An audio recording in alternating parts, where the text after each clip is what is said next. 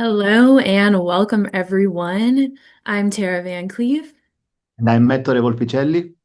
and we're reporting in for this month's broadcast of Oracle Developer Coaching News Edition. This is your rapid fire download of everything new in the world of app dev, from tools and features to AI innovations, straight from the teams building it all. Today's broadcast is packed with update across Oracle database, AI, and OCI, Oracle Cloud Infrastructure. So take a coffee and let's jump straight into the headline. Today, we are joined by Chris Rice, SVP of Software Development, Jeff Smith, Distinguished Product Manager, and Maywin Wong, Director of Product Marketing. First up, Chris and Jeff will break down what's new for developers in Oracle Database.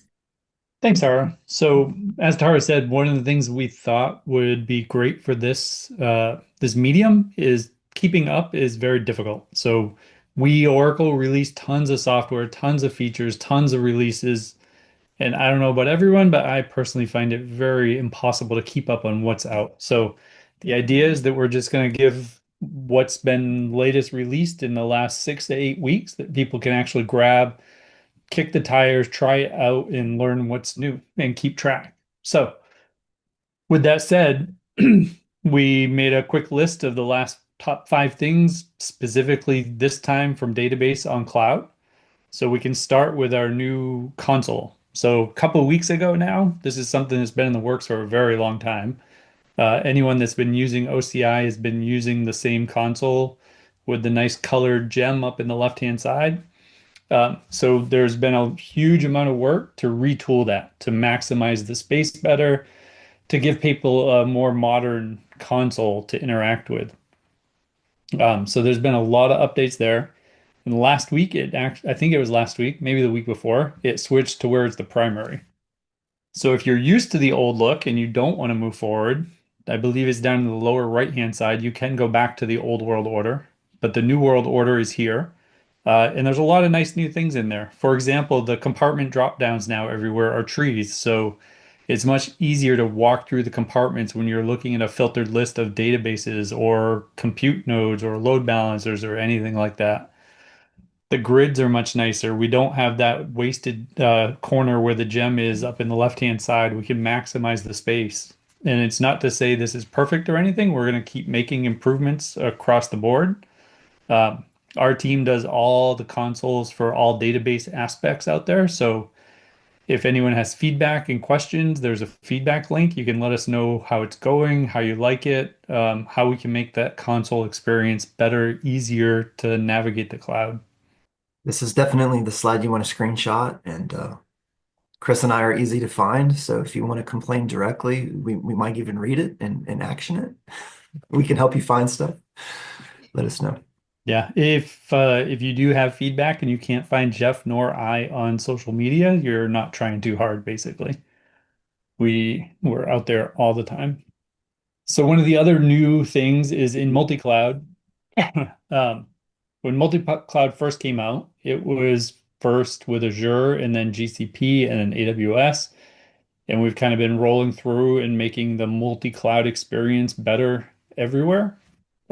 And for anyone that hasn't dealt with multi-cloud yet, really what that means is you get the best of Oracle and the best of the other cloud side by side in the same data center so that you're running an Oracle database from Oracle. So we seem to obviously know how to run it the best. So we've actually got those partnerships going.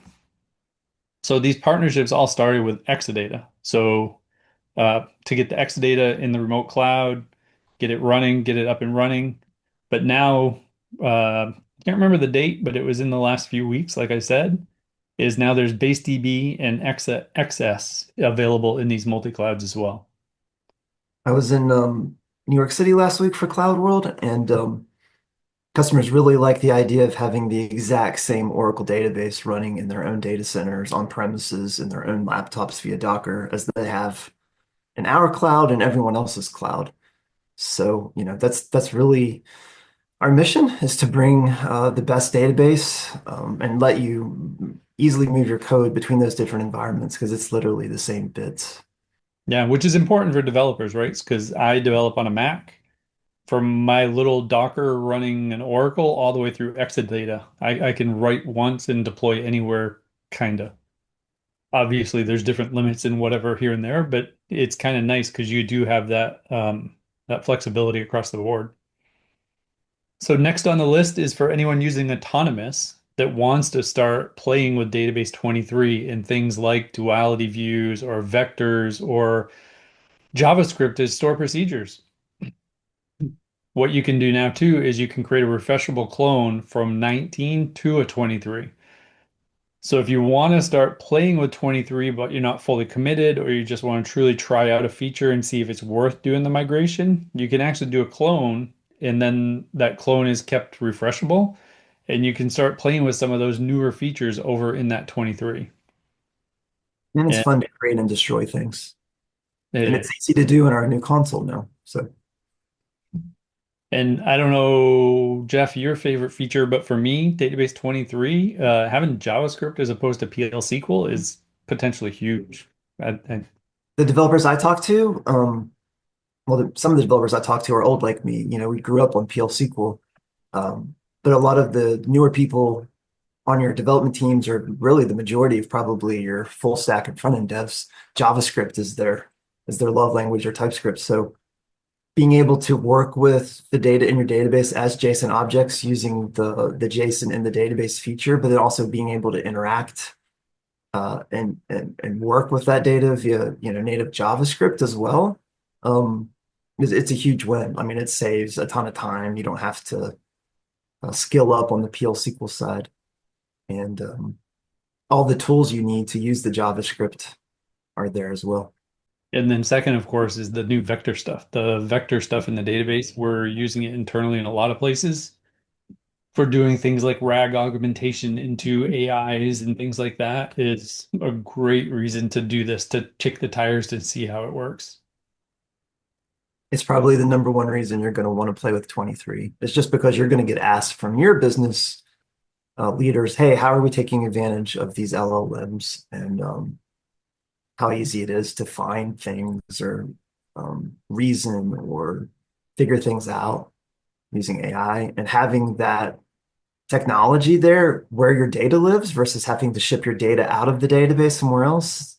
Um, it's a game changer. So, our database, it's not just a vector database. It's not just a relational database. It's a mini model workload. It'll work with really anything: spatial, text, graph, objects, XML, even relational data, of course, and now new vectors as well. So if you've used Pinecone and you want to bring that into your existing business data in an Oracle database, we have those features just natively included with 23 AI, and it's no additional cost as well. So all win.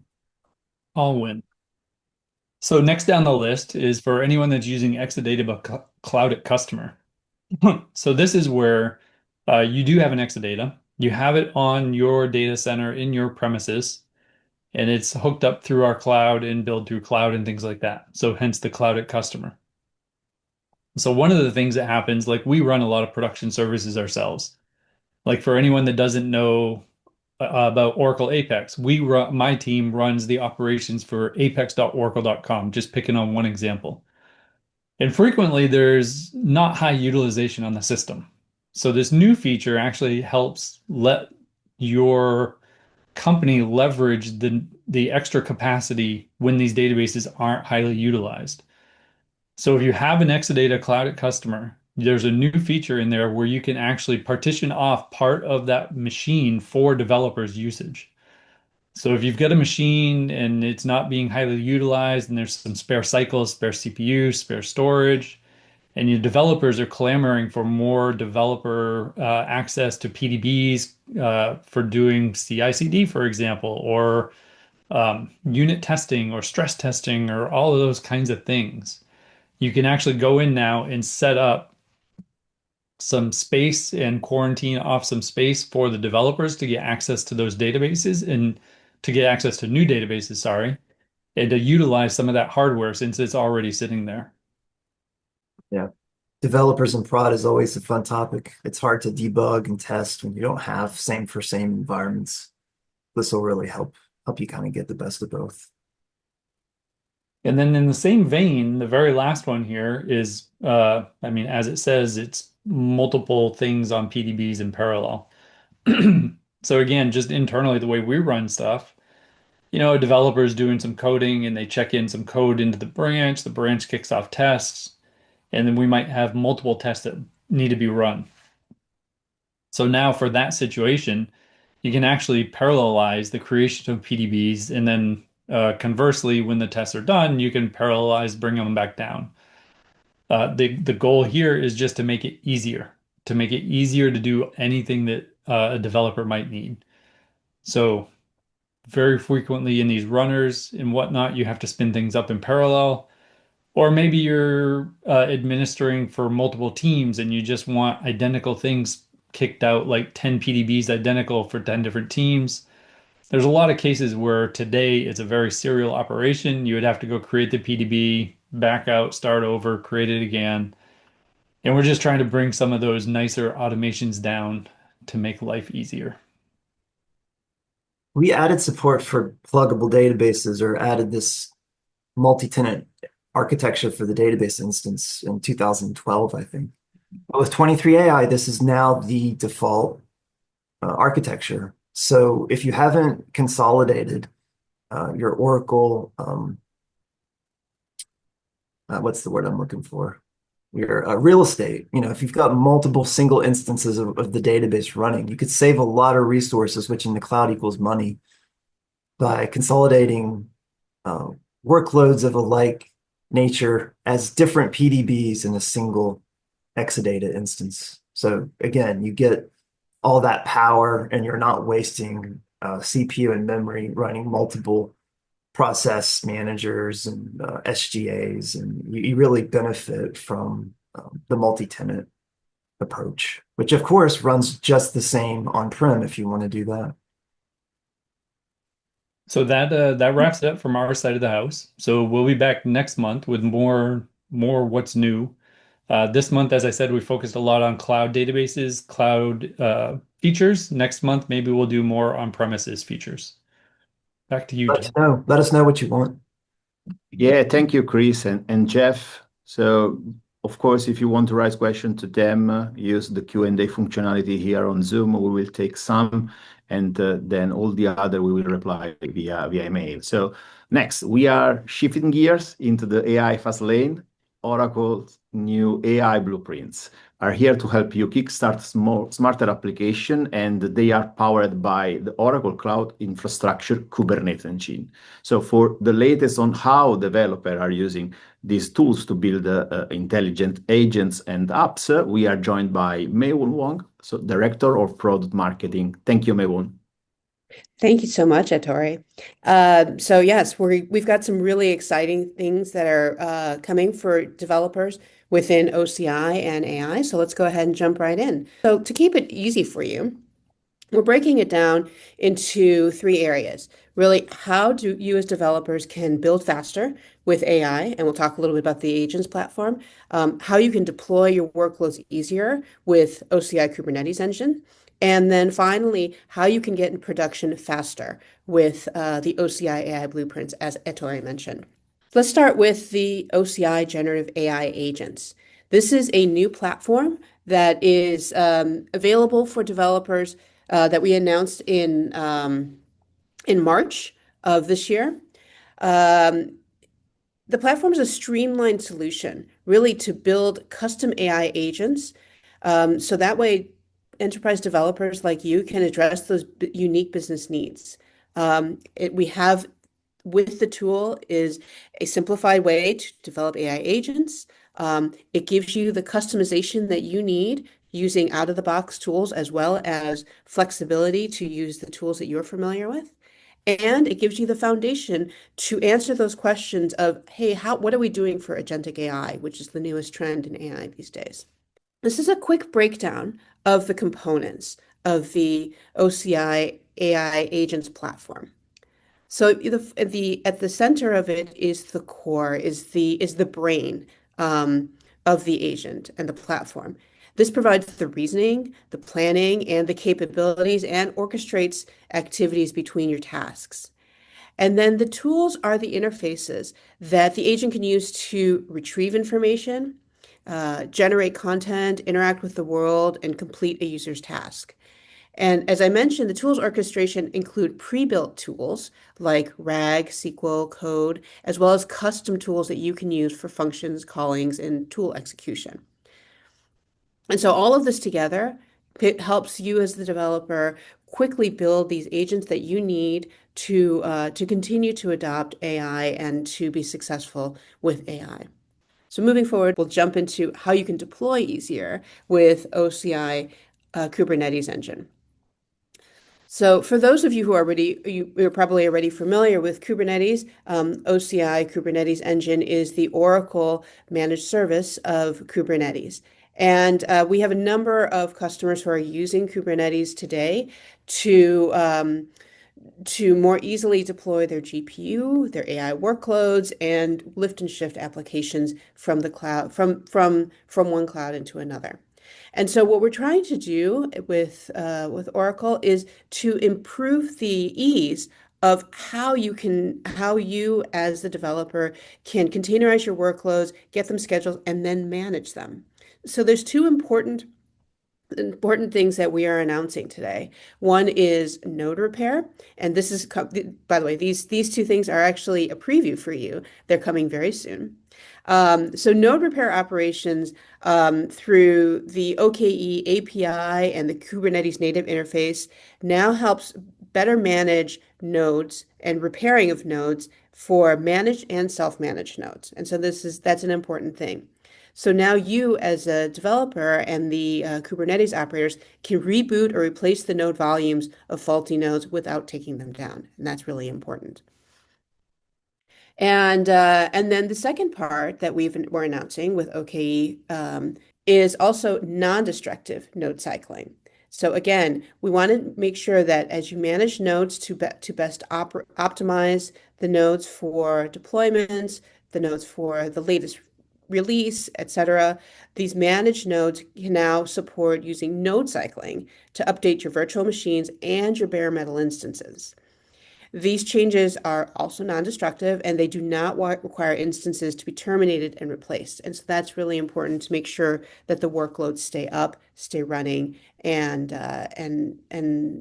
stay ongoing and available for you for your AI workloads. So that's a little bit about the updates for OKE. Watch this space because we have lots more coming in the world of Kubernetes and containers. But moving into one of the things that Tori mentioned, which is how to get in production. So now you've got these agents, you've got workloads. We now have the ability to get into production faster with the OCI AI blueprints. Now, if you will watch this space for more webcasts and deeper dives into OCI AI blueprints, but let me give you a quick preview of it. OCI AI blueprints include a platform to deploy, scale, and monitor your AI workloads on GPUs within minutes. So taking it down from weeks to minutes.